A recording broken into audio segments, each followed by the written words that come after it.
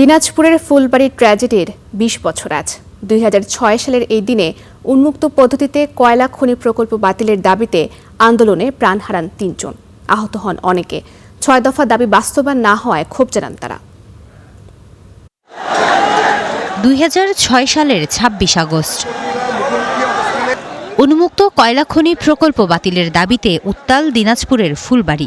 আন্দোলনকারীদের উপর চালানো হয় গুলি। প্রাণ হারান তরিকুল, আমিন এবং সালিকিন নামের ৩ জন, আহত হন ২ শতাধিক। সেদিন আহতদের একজন বাবলু রায়। বদলে গেছে সময়, থমকে গেছে রাজপথের আন্দোলন, কিন্তু বাবলু রায়ের জীবন আর বদলায়নি। কয়লা খনি আন্দোলন করতে গিয়ে মৃত্যুবরণ করেছি। আজ ২০ বছর হতে চলেছে। ২০২৬ সালে যে সরকার আসছে, সেই সরকারের কাছে আমাদের আবেদন যে ফুলবাড়ির ৬ দফা চুক্তি পূর্ণাঙ্গ যেন বাস্তবায়ন করে। ঘটনার পর ফুলবাসীর সঙ্গে ৬ দফা চুক্তি করে তৎকালীন সরকার। দীর্ঘ ২০ বছরেও তা পুরোপুরি বাস্তবায়িত হয়নি বলে অভিযোগ স্থানীয়দের। আমাদের দাবি ছিল যে বাংলাদেশে কোথাও হবে না, এবং এটা আইন করে পার্লামেন্টে আলোচনা করে বিল পাস করে এটাকে যেন আইনের মধ্য দিয়ে এটাকে পরিসমাপ্তি ঘটানো।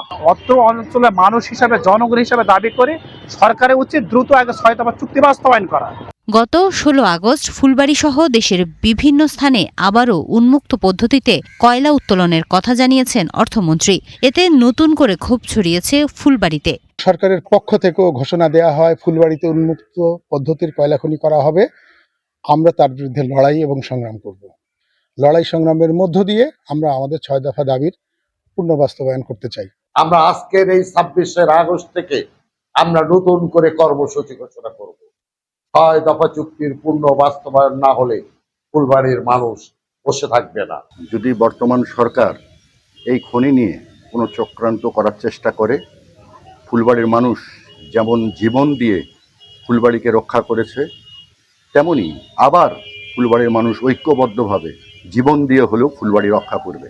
৬ দফা চুক্তি বাস্তবায়নের দাবিতে আন্দোলনের হুঁশিয়ারি দিয়েছেন ফুলবাড়ির মানুষ। Desk report, star news.